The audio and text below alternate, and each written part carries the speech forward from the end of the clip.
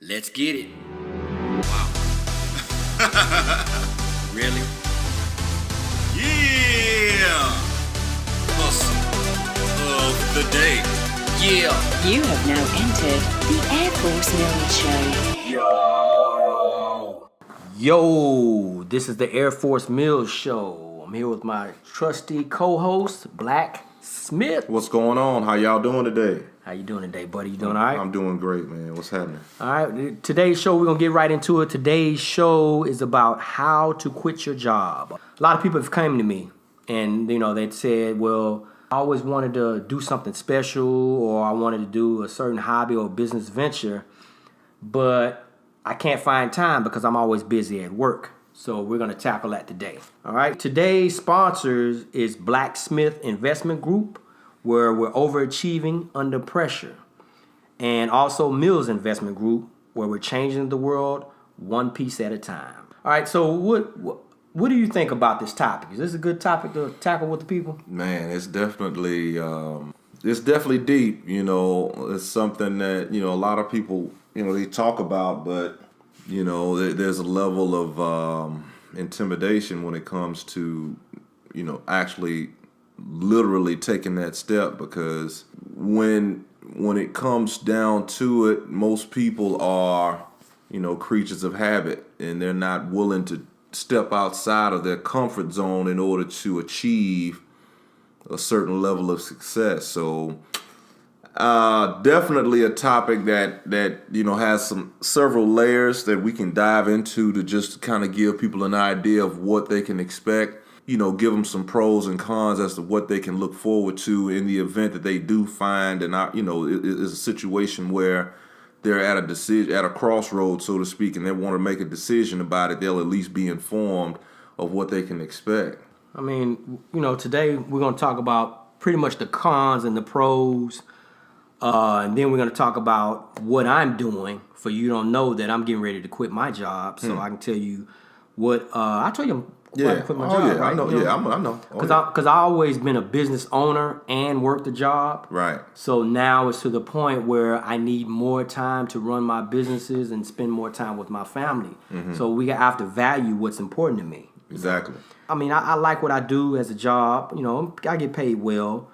But at the same time, it becomes a time where time is more important than money. When Absolutely. you get to a certain income level, time is the most valuable thing in the world. That's true. Me, That's right. me. That's right.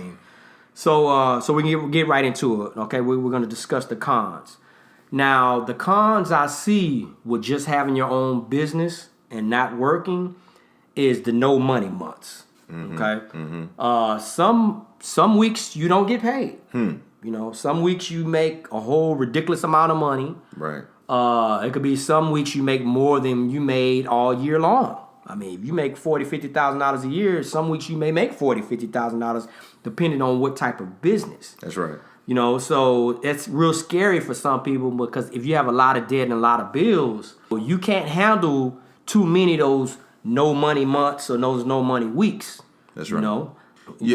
That's true. And a lot of people, especially, when they're first starting out, they may initially have a certain level of success, and that builds confidence in them to say, oh yeah, I can really do this. But then when they do hit that wall and they do, go through most businesses have peak seasons, and then they have those times where it kind of dries up, where things are not really coming in that well. So you really have to think about your income from an annual perspective versus month to month. You have to think, how much am I going to accumulate in an annual year, and how can I basically spread it out over an annual year to make sure that your responsibilities are taken care of, and that you're not having all your income gone because you've already spent it all, because you're going out, you buying a car, buying a house, doing all these major purchases, not realizing that sometimes that money does dry up, and now you're at a point where the money's not coming in, but you've acquired all this extra stuff because there was a point where you were making good money. So you have to you have to be disciplined in that regard. Yeah, I like how you break down. I don't mean to cut you off. I like how brought up that topic. I mean, because with our business that we had, we had a truck company. For y'all don't know, we've dabbled in certain businesses. We had a bunch of failures. We had a bunch of success. Right. I mean, most business owners, if you ask anybody, all the greats, all the richest peoples in the world, all the the best entrepreneurs or whatever, they had a lot of failures. That's right. For their success, their one or two successes, they may have had hundreds of failures. That's right. They had hundreds of businesses that failed. So, we like failure. I know it's kind of sound crazy to y'all. Me and Blacksmith love failure because it makes us grow and we learn from our failures. That's right. Like one of our businesses, we had a truck company. For y'all don't know, we had a car hauling business, okay? So the main thing that we saw that failed with that business, we didn't have enough cash reserves. Right. So we used all our money to get the trucks, trailers, and everything, get establishments, all the supplies, and get it rolling. And the business started off decent. We had decent money. We had a set cards. We had a perfect plan. But there was a couple things that happened that, that put us out. We had engine problems, master cylinders go out, and different things with that. And so we weren't ready. We weren't ready for the gas spike prices and stuff like that because we used all our reserves. So if you guys, before you guys quit your job, make sure you have enough reserves. That's right. Now, I can't tell you how much reserve. You can, whether you want 6 months salary, whether you want a year's salary, whatever comfortable for you. So let's say, for example, if you quit your job today, what's the longest amount of time? Like, how much money do you have and how long would it last? Right. So if you do have a business plan, make sure you're profitable in the business. No way I would quit my job and not be profitable. I'm not going to quit my job on an idea, even if my business plan sound. Exactly. I have to be making a certain amount of money. So I'm pretty much making more money than I'm making with my job. So now it's time for me to quit. Right. And I have a sustainable business. You see what I'm saying? This business is not going to go away. I explain to you guys a lot of stuff I do later on in the podcast. But another next topic we talk about the steady paycheck. I mean, when you look at not having a steady paycheck, right?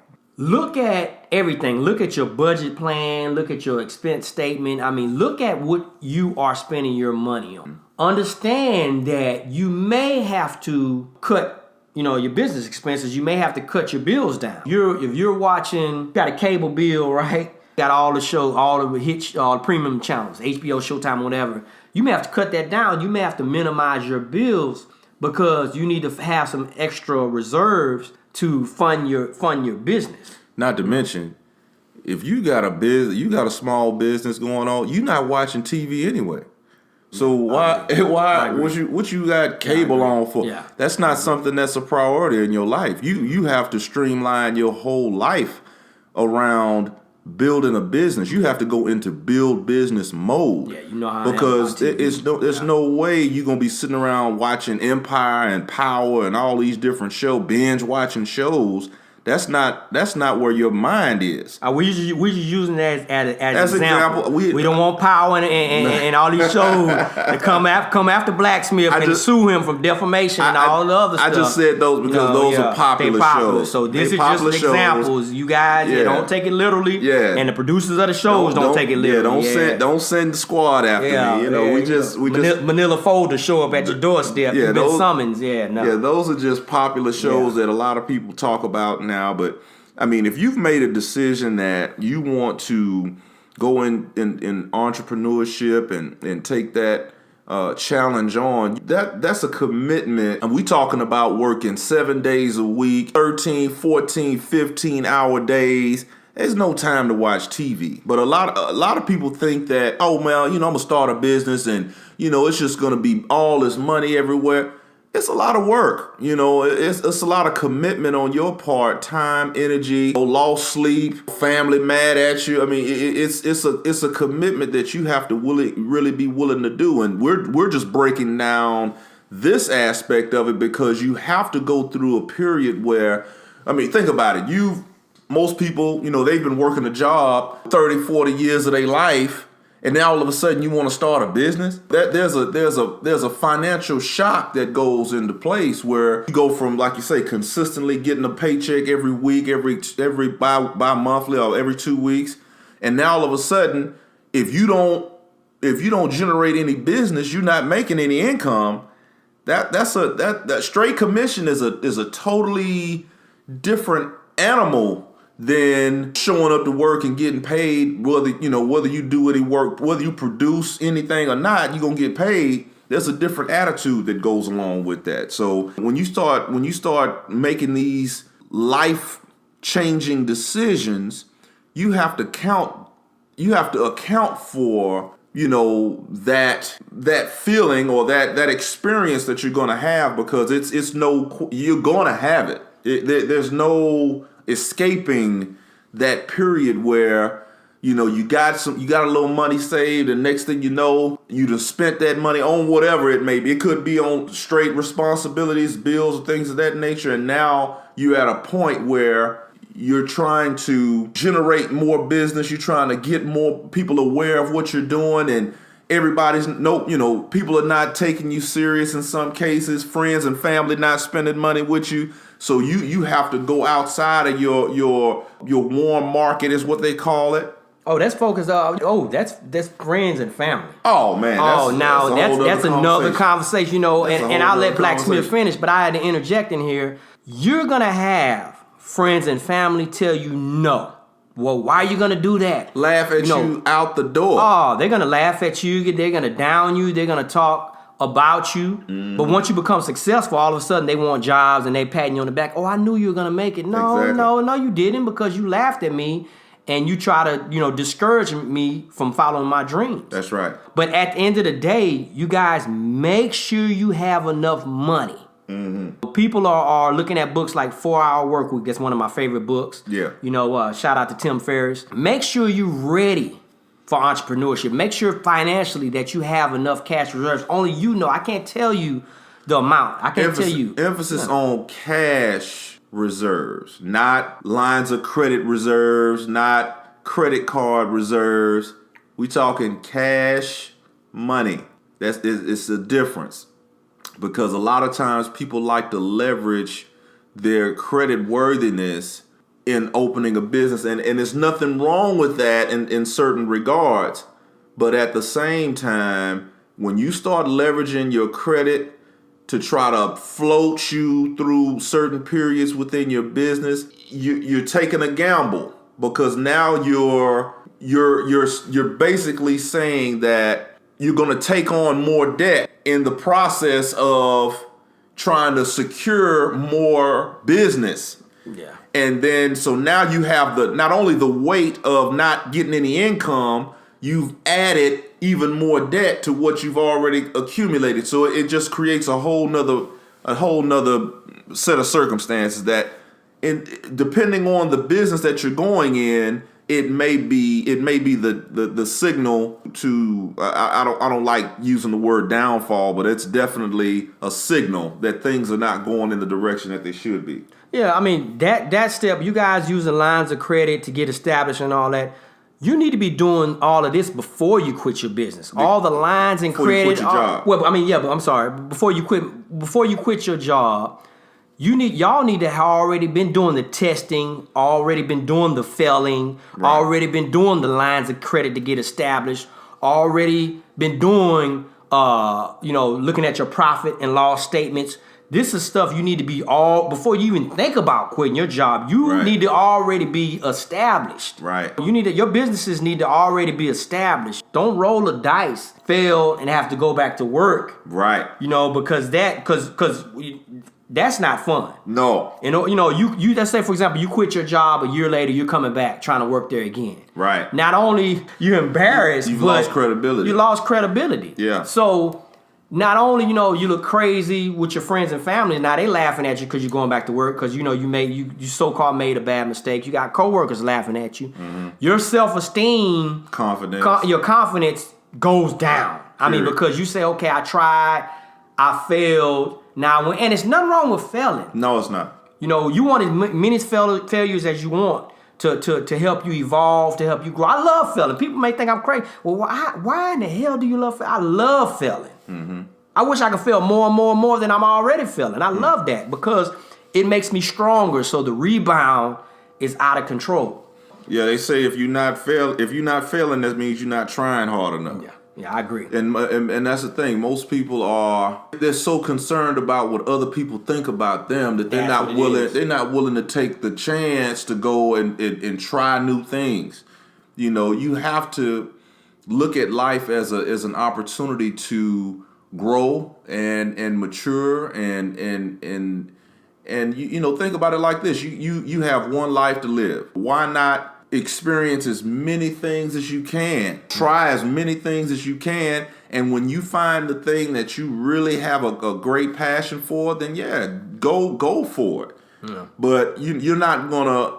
Everybody doesn't wake up saying, "Oh yeah, when I grow up, I want to have a doctor's practice or I want to have a law firm." That's just everybody doesn't wake up knowing what they want to be when they grow up, so to speak. Yeah. So you have to go out here and figure it out, you know. And in the course of your journey, you're gonna try a lot of things. You're gonna find out that what you're good at, what you're not good at, what your strengths are, what your weaknesses are.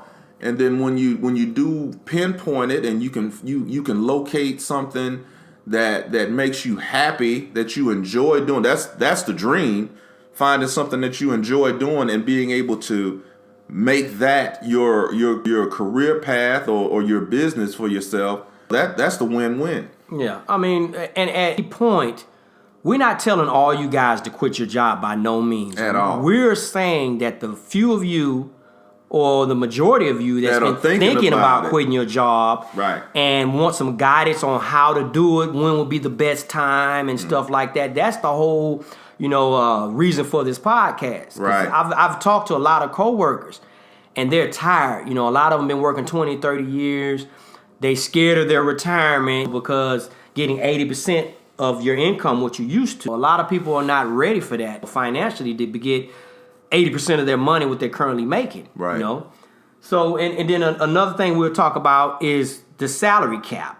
Okay. Mm-hmm. The cons, to finish out the cons for quitting your job. I mean, the cons for not quitting your job. When you're working, like for me, for example, in my circumstances, okay, I'm in transportation, right? I'm at the top level. I am making more annually than I could do anywhere else in my field. In my field, I am the cream of the crop of my field. Right. So knowing this and knowing the type, like for me, for example, I want to generate enough income for generational wealth. Right. My money, my life is not necessarily about me. Okay, it's about the future of my generation. Right. And I'm also, y'all that know me is big in charity work and stuff like that, because I believe I'm on this earth to help every single person I possibly can. Mm-hmm. So so like I said, we're talking about the salary cap. I'm maxed out. So if you're maxed out at your salary cap, maybe you got room to grow, so be it. But I need a lot of income to do what I need to do on earth. Me personally. Right. You may not be that guy. You may not be that guy that needs $50 million to change the whole educational system. You may not be that person to think like that. If you're not, then so be it. Right. I'm just telling you who I am. Right. So yeah, and a lot of things going back to salary cap. People, you have to think about it like this. Like we said, we're not speaking to everyone. There are some people that are perfectly content with their life just the way it is. The whatever money that they're making, that everything is fine. But for those people that are topped out on their job, and no matter how much more education they got so many degrees and so many this and so many that, they can't make any more money than what they're already making, and they're still not fulfilled and satisfied, and they have a passion to want to do something and step out. Then these are the people that we're talking about, because you're gonna find yourself on that job frustrated, or what most people do, They're going to find themselves waking up in the morning, turning off the alarm and laying in the bed talking about, man, I can't stand getting up and going to this job, because no matter what you do, in order for you to generate income, you got to go and punch a clock. That's frustrating to a lot of people. So when you start talking about caps on your salary and no more, opportunity for advancement and promotion, those things can drain you. And put you in a frame of mind where you're defeated all the time. So if you're the one that's saying enough, then you're the one that we're looking to talk to about. These are the things that we're looking to talk to you about. And next we're talking about the pros. Okay, the pros. We talk about freedom of for travel, the freedom to sleep in if you want to. That's a big thing. A lot of people they want a break, a so-called rest to rejuvenate, if you will. But keep in mind, this is the freedom that he's speaking of comes after you put yourself in a position to be financially independent. When you first start your business, you're married to that business. You're committed to building it. You're committed to seeing it through to the end. So at that point, you're going to build a system that's going to allow you to be free to do these things. So you're not having to physically be there yourself in order to generate an income. You're going to have something set up in place in order to bring that have that coming in, whether you go there or not. So that just be mindful of that. This is not no get rich quick. This is not no pie in the sky type of deal. You're gonna have have some blood, sweat, and tears, and think about it. This is what I like to tell people. Think about when you think about who's wealthy or who are some of the people that you think that have what you're looking for. Go do some research and find out what it was like for them those early years when they were first getting started. Oh, it was rough. Go find out what Steve Jobs and what Bill Gates was doing when they first got started. 10, 15 years, 7 days a week. Hey. Those guys put in 15 years, 7 days a week, no drinking, Come on. no hanging out with friends, No vacations. no social life, no vacations, no cruise Yes. trips or none of that for 15 years. Yes. So that's what I'm saying. You have to account for all that. Now, don't get me wrong, that those 10, 15 years that they committed, you ask them now, was it worth it? Oh, well, I mean, sure, but they were on a mission. Yeah. They were fully committed to completing this mission. Yeah. And if you are in that same situation where you waking up every day and you got this thing that's just been itching, you just want to go and do this thing, then I'm a firm believer in pursue your dream. But we're saying have a plan to execute it so that your dream doesn't fall flat and you're not left down and out. I mean, and then don't you guys don't get it twisted, okay? There's always going to be stress. Period. When you're an entrepreneur, it's a high level of stress. You may see the materialistic things, you may see all the money, you may see all the vacations, but you as an entrepreneur have to live with a certain amount of stress, all going. You're always going to have that stress because you're always thinking innovation. You want to, revamp your business. You want to make your business better. So that's going to be a lot of stress on you. Mm-hmm. So even though when you first start your business, of course, it's going to be more stress because you're trying to get it established. Right. You're still going to have a high level of stress. When you look at the Bill Gates and Warren Buffett, they still have a high level of stress in their life. Period. You guys don't see it. Right. But it's still there because they have a lot of people that's depending on them. Period. And when you get to a certain level, you have a lot of people depending on you. Right. So when you get, let's say, for example, monetary rise, your family's going to depend on you. Not just your kids, wife and husband, mother and father. So some of your cousins, nieces, uncles. Not to mention your employees. What if you go out of business? Think about your workforce. What are they gonna do? So when you go on this journey and you start acquiring employees and other people, you got to think, I'm responsible for these people's income. What the decisions that I make directly impacts their life.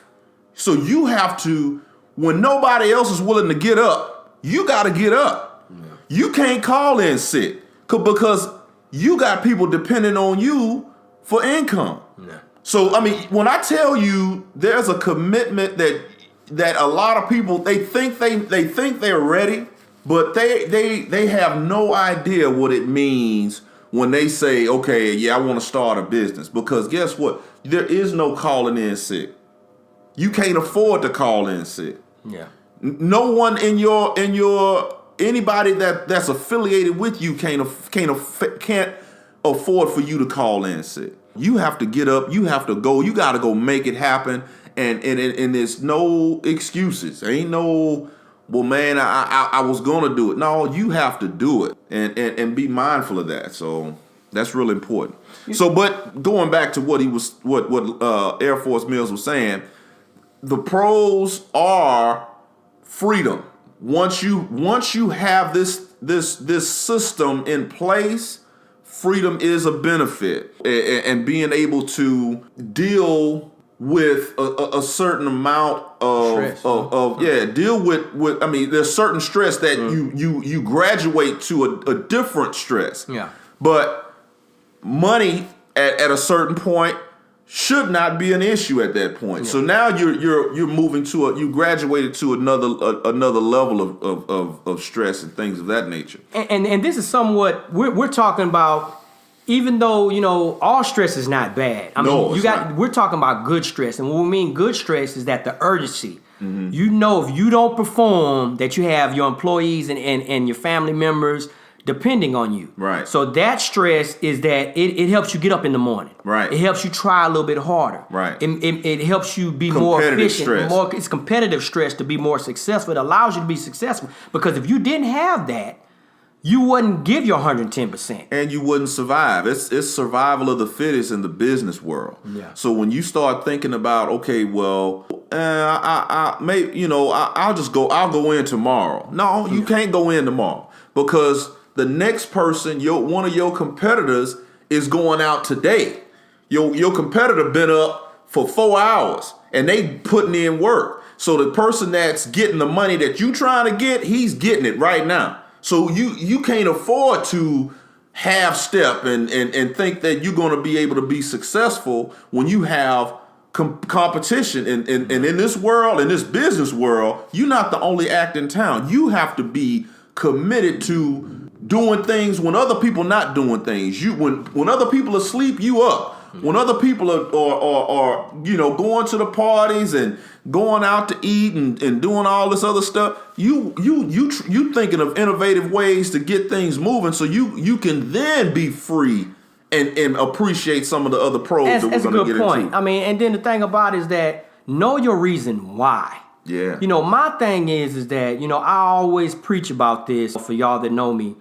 I believe everybody on earth is a king and a queen. Right. If we're all kings and queens, why not live like them? Mm-hmm. Okay? Mm-hmm. So as a king, for me, I got tired of getting denied time off with my job. Right. Let's say, for example, I want to shoot down to Miami to take care of some business. Mm-hmm. Oh, no, you're denied. You can't go. Right. I get tired of, if I want to go on vacations, they give you only 2 or 3 weeks of vacation per year. Right. Well, I travel a lot more than that. Y'all know me. I'm gone every 3 months on business and pleasure. Right. So I get tired. Okay, I run out of vacation time. Then what do? Right. I can't go. Right. So I for y'all that know me, I worked hard my whole life. Had 2 jobs, sometimes 3 jobs. That's right. Blacksmith as well. Man. We worked hard our whole lives. And it becomes a point where, we get tired of saying no. I'm a grown man. Being told no. Yeah, be told no. I'm a grown man. So in order to have that freedom, you got to cut my strings. Mm-hmm. Like, in Age of Ultron, I love that movie. Right. On the Avengers. In the Age of Ultron is a robot. And he says, there are no more strings on me. That's right. I love that quote. There are no more strings on me. Right. There's nobody that can tell you how to live your life, what to do, when to do, or how to do. It's all on you. That's right. And that's being a king or a queen. So think about that. Mm-hmm. Think about that. Ponder about that.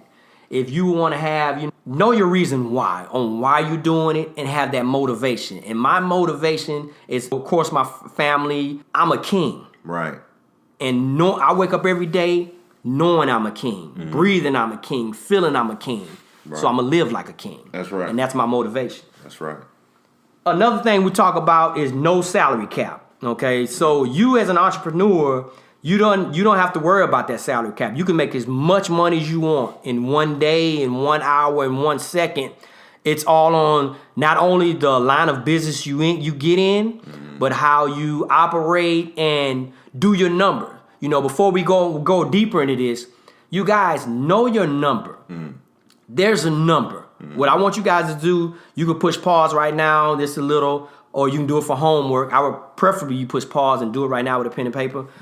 Know your number. What that means is that what I want you to do is that any dream car you want, any materialistic thing you want, that mansion, that boat, those Cartier watches, Rolexes, those vacations, those how much you want to give your church or your charities every year. What type of elaborate vacations where you want to go to Dubai for a month. I want you to write down all that on a piece of paper. And I want you to Google search how much. How much is that Ferrari car payment going to be? $1,100, $1,200 a month payment. Your insurance. Right. Your gas. Right. That mortgage, that $3-4 million home. Look on there, do a mortgage calculator. How much is that mortgage going to be? Is it going to be $30,000 a month or $3,000 a month, whatever it is, whatever type of house you want. Right. Write that down. Your churches, your charities, how much you're going to give, write that down. Your expenses, the where you want to, the type of life you want to live, where you want to charter a private jet every now and then. Look on if you want a yacht, how much a yacht, how much to maintain, the expenses. Right. Look at minute details, exactly how much, factor in all that, and then it's going to be a big amount. Right. See, like my amount, we're always transparent on this show. My amount is $440,000. Okay, that's the minimum that I need to make, and the minimum that I want to make in order to have anything I need, have the lifestyle I want, and have the amount of money to give back to charities. Most of my money I'm going to give back to charity anyway. So knowing I have my amount 440, right? Let's say, for example, 1 year I make $3 million, okay? All I need is that 440. That $2 million to $2 million plus dollars are going back into my generation and my charities. I'm giving majority of that away. Right. Just giving it away. And people may say, oh, man, Airforce, man, you crazy, man. How are you going to make, $4, $5, $10 million in 1 year and only keep 440? Well, that's me. That I know my reason why. I don't have to be greedy. I'm doing this for my generation. I'm not doing this for me. I had a beautiful life already. Right. If I passed tonight, I done had a beautiful life. I done traveled around the world and I had fun doing it and meeting, wonderful friends like Blacksmith. This guy will probably die for me. So, understand your reason why and know that number. Once again, calculate everything, y'all. Calculate the car notes, the house notes, any expenses, the wardrobes. Calculate all that up. It's going to be a big amount. Then I want you to divide it by 12 to know your monthly cost. It's still going to be a big amount. Right. Then I want you to divide it by 52, the weekly cost. It's still going to be kind of hefty. Then I want you to do daily. See, now it's more stomachable. When I tell people 440, like, damn, that's a lot of money to be making every year. But when you break it down, that's only $1,200 a day. Right. See, now it's stomachable. We didn't have $1,200 in our bank account. We didn't have $1,200 in our pocket. So now it's doable. Now, the next step is seeing how you're going to get that. How is my businesses going to generate $1,200 a day? Right. What type of business, how many of businesses, how much. That's when I started doing. Once I got my number a year ago, then I started tweaking my businesses and my investments to achieve that. Okay.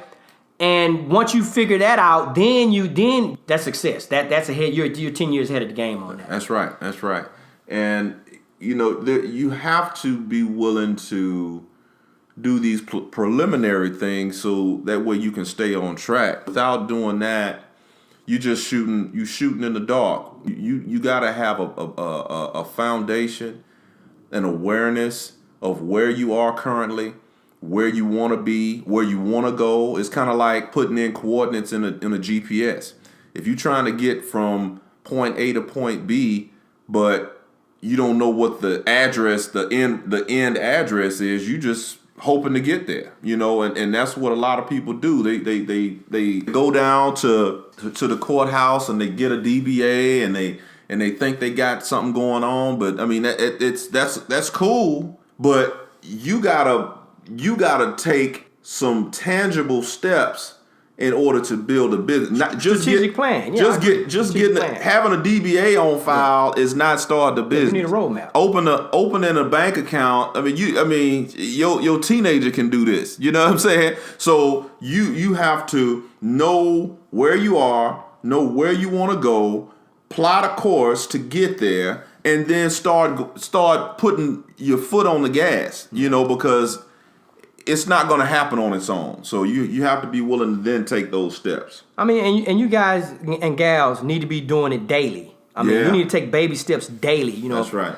You see your end goals on all your success and dreams. What have I done today? Ask yourself. I'll just do it tomorrow. Yeah. I'll put it off to the quit giving yourself those outs. Tomorrow leads to next week. Yes. Next week leads to next month. Then, at the beginning of the year, that's my New Year resolution to do this. Then before you know it, 5 years go by, 8 years go by, 10 years go by. That's right. And you haven't done anything. Nothing. So you have to be conscious that if you know why you're doing it, don't give yourself an excuse not to do it. If you are giving yourself excuses, then your reason why you're doing it is not a priority. It can't be, because if your why is crucial and critical and concrete and strong, you're gonna get up, because you're not gonna let yourself fall. You're not gonna let yourself not be able to achieve why it is that you're doing what it is that you're doing. And at the end of the day, if you are among those that's money motivated, a lot of times people focus on money. At the end of the day, you're not going to be a millionaire. And I hate using that word. Most of my really, really wealthy friends don't use that word. That sounds condescending. I don't like using that word. Right. But anywhere, but most people understands millionaire. So I say the term millionaire is famous. Right. So, but at the end of the day, if you actually, you want to be a king or queen, and you want to be a millionaire, you can't be a millionaire working a job. No. At the end of the day. Now, even if you're the CEO, you done work 20, 30 years to make the CEO, very few CEOs are making millions and millions of dollars. I'm going to tell you that right now. Yeah, you got to be with a Fortune 500 or something like that. But most... At the end of the day, what we're trying to say, majority of y'all that's working 9 to 5s, you're not going to be a millionaire making 9 to 5s. You're not going to scratch off, win the lotto. No. Everybody say, well, when I win the lotto, when I do the lotto, I'm going to get this. Well, we got a lotto pool. We got 100 people playing, so we're guaranteed. We're guaranteed to win. No, y'all just play the lotto and the Powerball, and once again the pro. We putting the disclaimer out there. The lotto people don't try to sue us. It's and for all entertainment purposes. Enjoy. Have fun with it. I don't need a manila folder. Coming to me. So don't let that lottery be your retirement. That's all we're saying. And understand. Y'all know me. Break stuff down elementary level. Okay, to win the lotto, most of the jackpots. It's 168 million chance. So it's 1 in 168 million. So that means you got to roll a dice 168 million times to even get considered by winning the lotto. Even though you may see people in your town that won it and everything else, understand the odds. $168 million. 160 million chance. 1 out of 168 million. Me personally, I don't play. You got better odds starting a business. I like that. You know what I'm saying? So guess what? Yeah, I like that. I mean, look, the lottery is fun. If you do that for entertainment purposes, it's only $1. Get your couple tickets that folks have at it. But don't have that your focus. Don't think you're gonna win the lottery. Man, have me, don't. But don't think you're gonna win the lottery. Don't let that. Yeah, because that's fool's gold. Yeah. You know that's you digging for diamonds and ain't nothing in there. You know you got to go find something that's gonna give you fulfillment and something that you would do whether you got paid for it or not. And this is where you start talking about finding your passion, finding the thing that drives you. These are the things where you talk to most successful people. Money is not the end all. You know, they're trying to meet a need.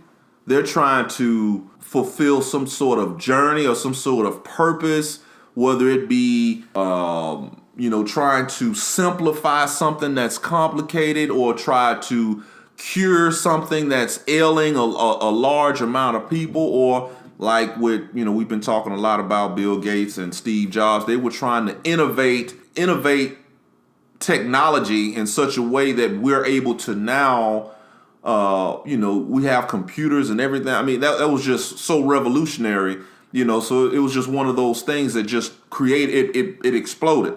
But the thing that I want to share with you all is find the thing that you enjoy doing and you would do it, you would volunteer to do it.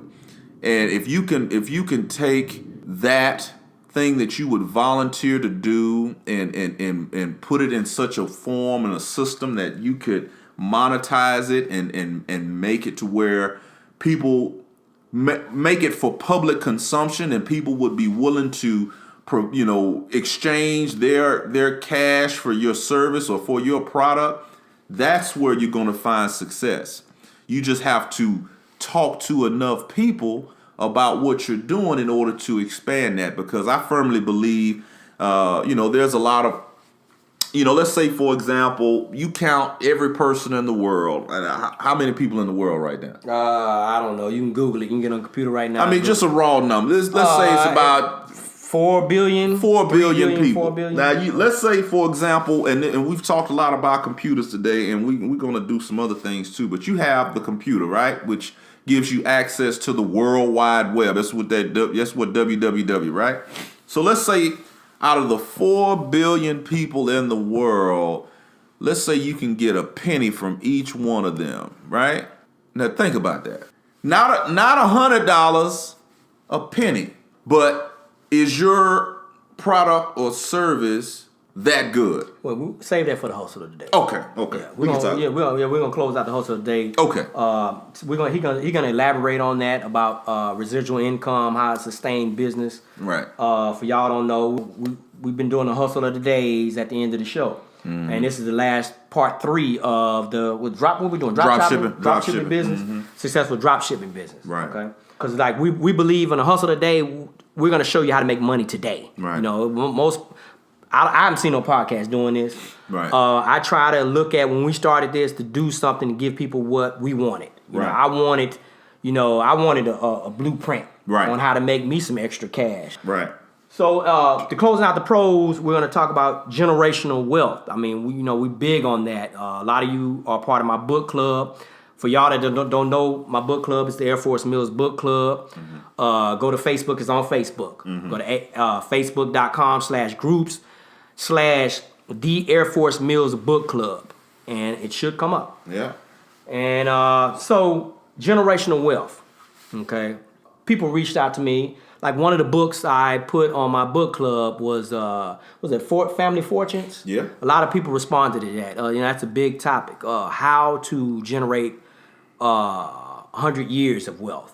I mean, just the thinking and the whole pattern. The book focused on the Bonner family on how they do. They have the kids involved. They have college kids involved. They have meetings. They have different positions. We can do a whole podcast on generational wealth. So we're not going to go down that rabbit hole. Right. But that's another one of the pros. Mm-hmm. That's another one of the pros to that. Right. Yeah. I mean, that's definitely one of the bigger benefits, I think, is being able to establish and set yourself up for, not only you, but generations of your family moving forward, not to mention just a vehicle for your family to be able to continue moving forward. You've done the work. You set the system in motion. All you have to do now is basically mentor your family to learn what you've learned, and for them to take it on and move it big, make it bigger and better. So that's the main thing. So not only are we talking about generational wealth, but also the vehicles in order to continue that wealth is at their disposal, which is great. And we're gonna stop it right there. We need to take a quick break to pay some bills. When we get back, we'll talk about how to quit your job, exactly the steps on how to, and how and what I'm doing to sustain my process, the whole phase of my process as well. So we'll be right back. You'll see our social media links, our Instagram, Facebooks. Yes. Feel free to ask us any questions, any topics you want to know about, or any questions you have pertaining to this topic. I mean, we're here for you. Right. At the end of the day. And we'll do our best to respond. Just be patient with us. We're gonna try, go through all of them and try to give some sort of response to those that are legitimate concerns, not just criticism. So we're going to talk about the how-to and then some things that I'm doing and to wrap up this podcast, and then we ended off with the hustle of the day to close out the drop shipment. Okay, so the how-to.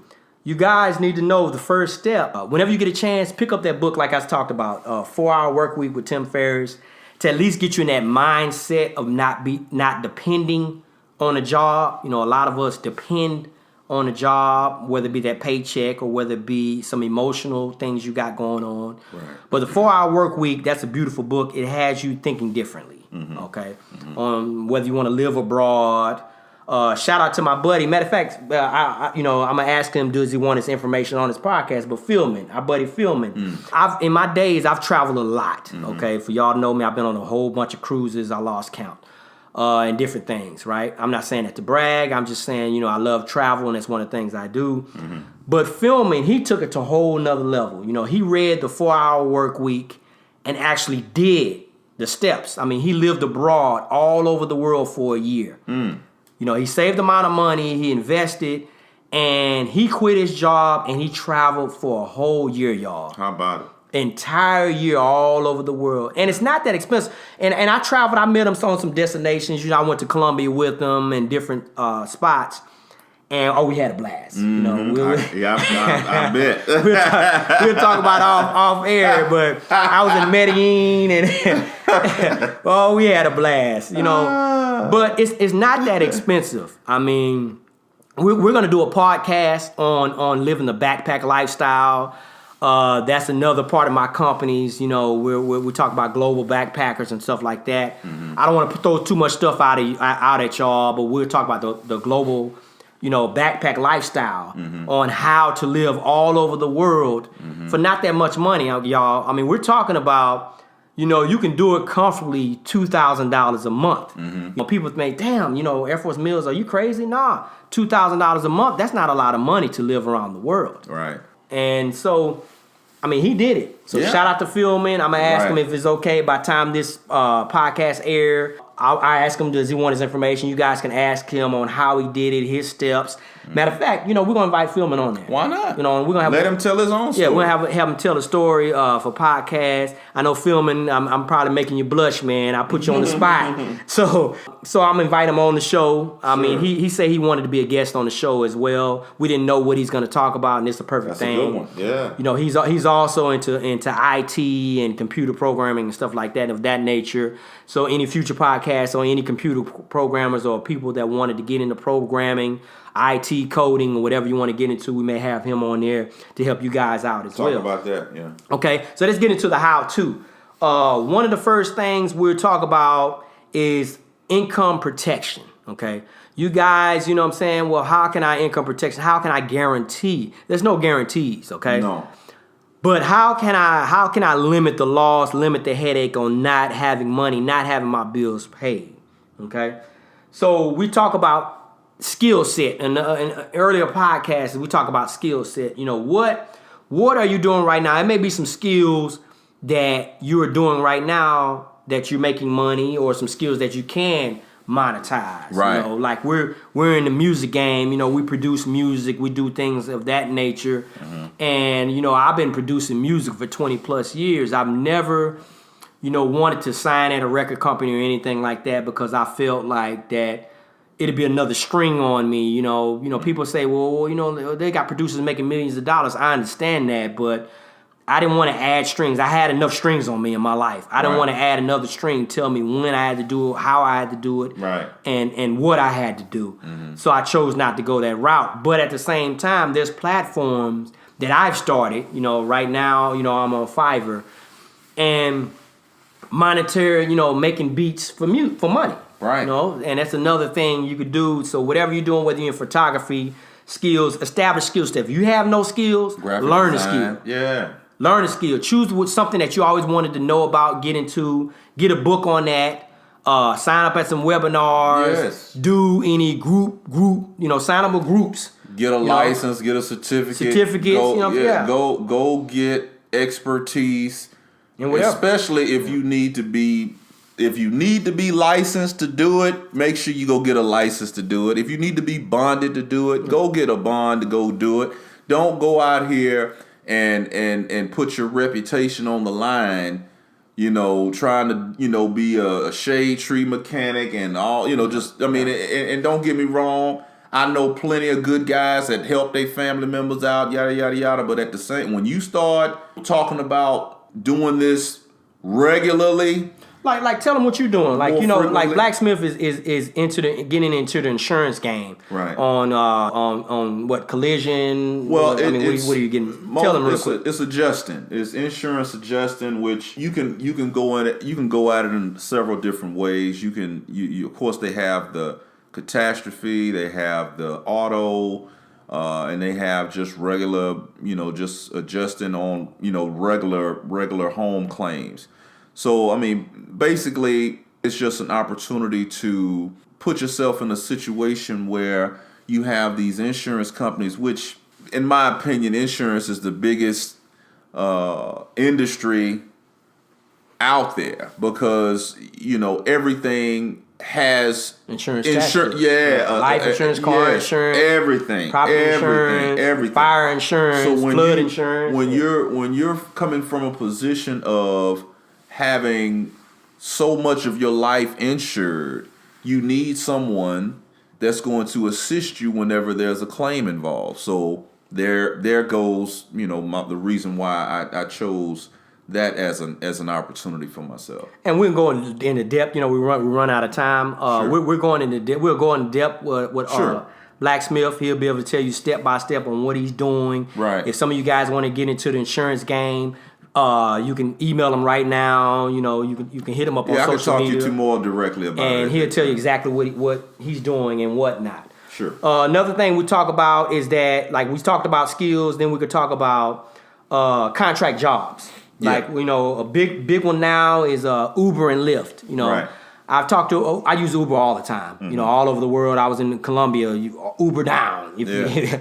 All over. And so what I like about Uber and Lyft, you can have, you know, your car. I don't know the requirements. You guys can Google it.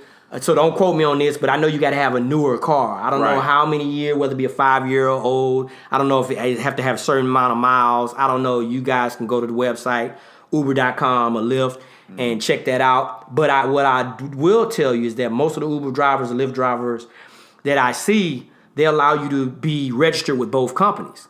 So you can have both companies. So let's say, for example, if you don't have a lot of Uber customers, you have your Lyft customers available as well. That's right. So you have customers every day.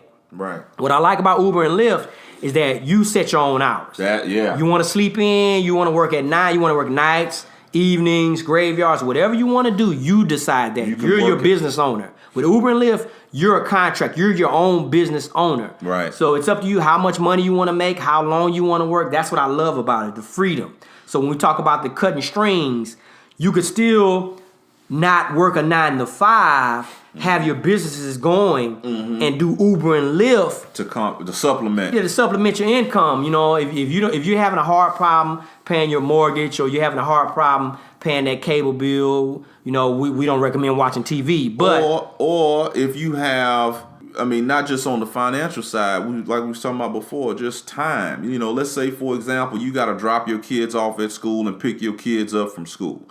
If you're doing Uber and Lyft, you can work around your child's schedule. You can work around your wife's schedule. Yeah. You can make things to accommodate your family and still be able to generate an income to supplement while your business is being built.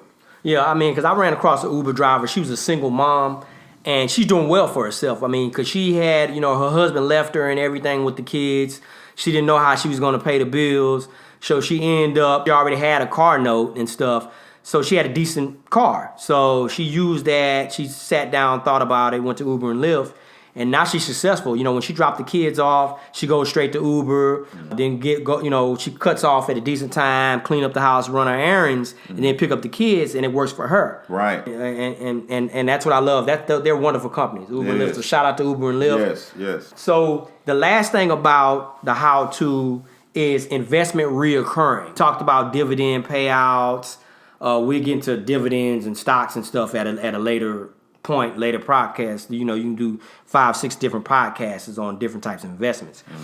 But you want a recurring income. So let's say, for example, like if you have your business, right? You make your profit this month.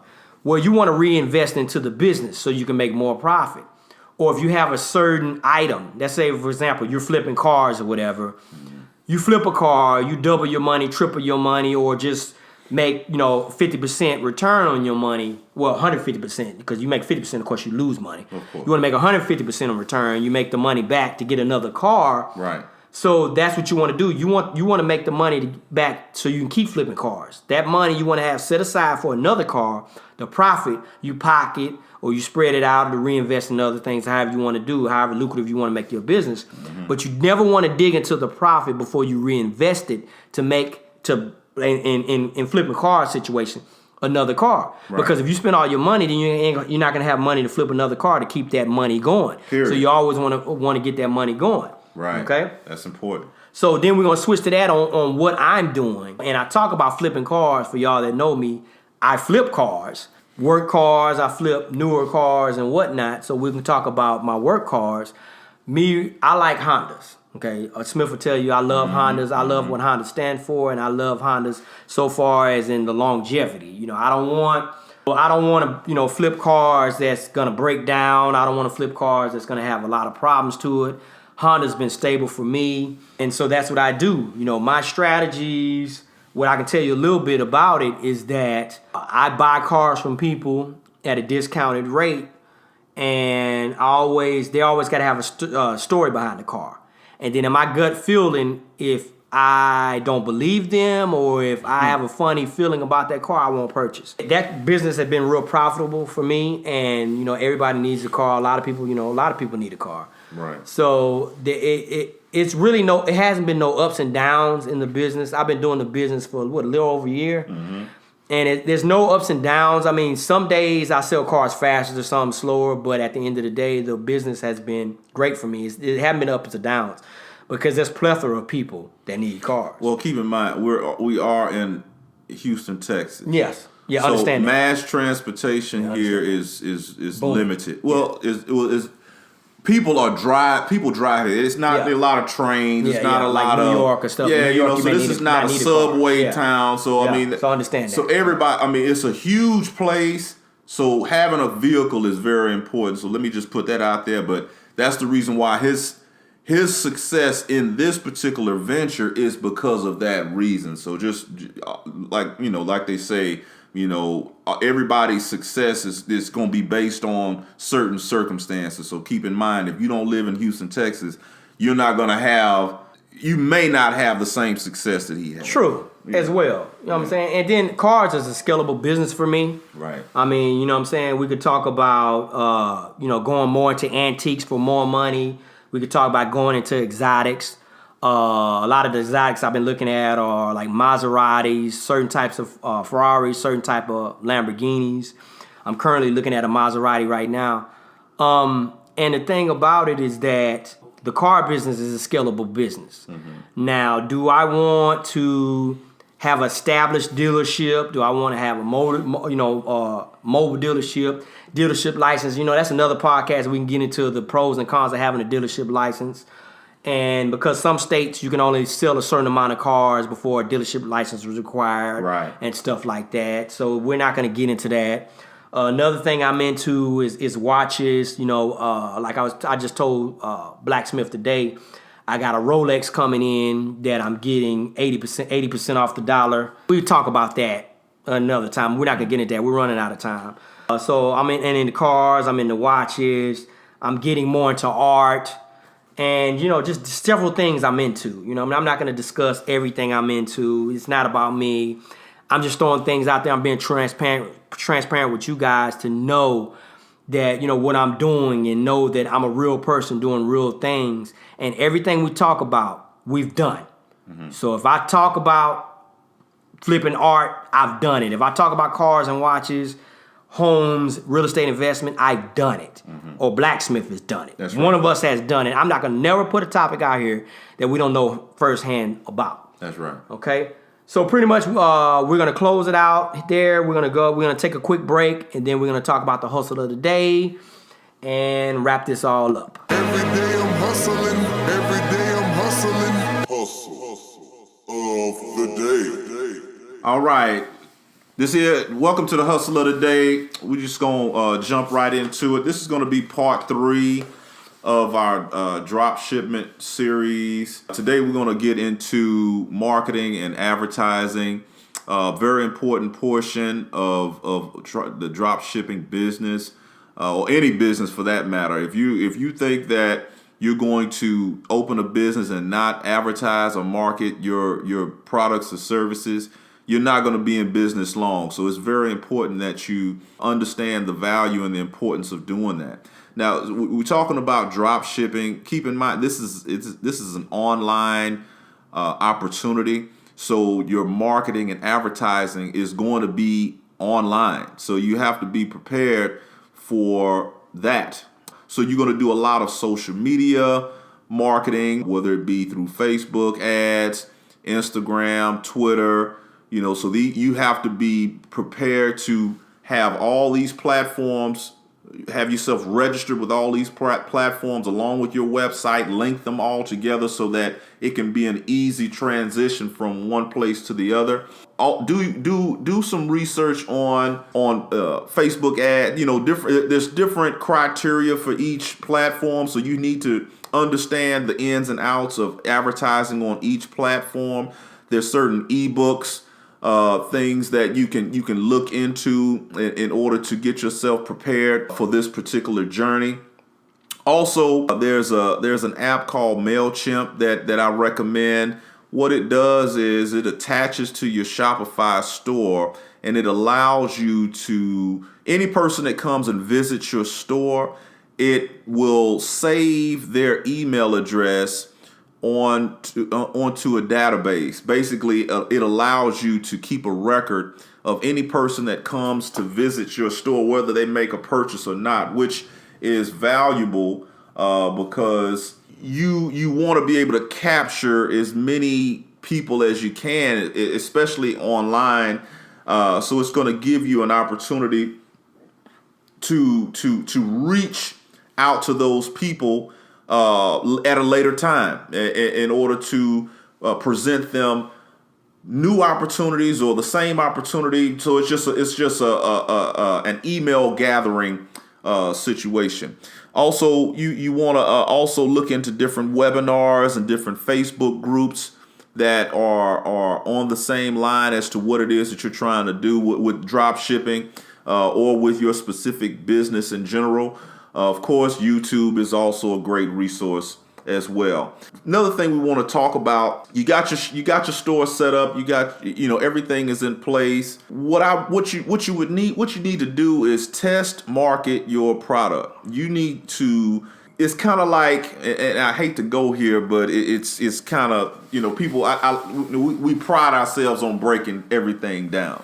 So what you want to do is you want to give people a free sample. And what I mean by that is let people see what it is that you're trying to do, right? You want to get a reaction from what it is that you're trying to market, what it is you're trying to, what product you're trying to sell. So you want to get comments, you want to get likes, you want to get feedback.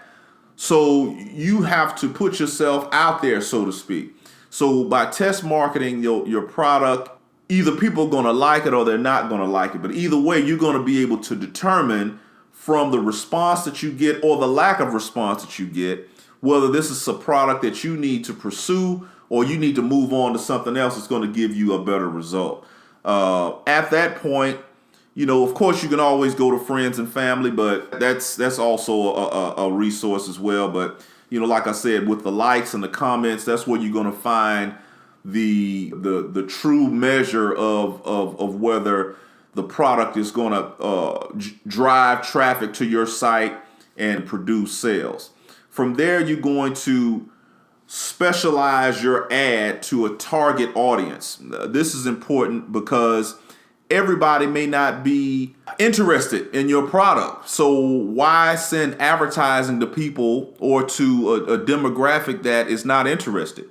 You need to locate those individuals that are interested in your product and focus your advertising into those directions. Well, let me just kind of give you an example. Let's say you're doing fitness apparel, right? And fitness, what areas of the let's say the United States, for lack of a better term, what areas of the United States work out a lot? Right? I mean, it's a rhetorical question, but just kind of walk with me. So once you gather that information, you're going to target your advertising to those areas. You're not going to send your advertising to a place that people don't work out. So you want people that are going to be purchasing that fitness apparel because working out for them is a lifestyle. So it's something that they already going to be buying anyway. So that's something that you want to make sure that you're targeting that demographic to generate the interest that you're looking for on your website or on your store page. The purpose of doing this is to get sales. This is not about putting together a website. This is not about doing ads.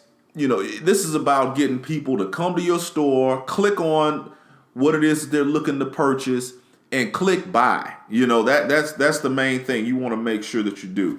Also, you need to keep in mind, you need to also set yourself apart from other stores that's out there. You're not the only person that's trying to market or sell products online. So you need to, whether it be with your store, with the look of your store, whether it be with certain promotions like coupons and free shipping, you need to find creative ways to get people interested or have a desire to want to come and visit your page. Also, choose products that others. I mean, of course, you want to choose products that people are buying, but try to pick those products specifically to be separate from others that may be out there selling the same thing that you're selling. So you want to set yourself apart as much as possible. So that way you can generate a certain you won't be like everybody else that's on the block, so to speak. Also, do your research on others that may be in the same in your sphere, for lack of a better term, your competition, and see what they're doing. Of course, view people that have some level of success, of course. And try to, do a little better than what they're doing. Whether it be, like I said, certain promotions or, look at how their store is set up and make certain tweaks to yours in order to get people's interest. And also with your ad placement and with, you got to get you got to always fine tune because people's interests change. So you have to be ahead of the curve. You have to be thinking 2-3 steps ahead. You know, this is definitely not checkers. This is chess. So you have to really be thinking ahead as to how I can capture the market, you know, with whatever products that you're trying to promote or that you're trying to market in order to get people to purchase.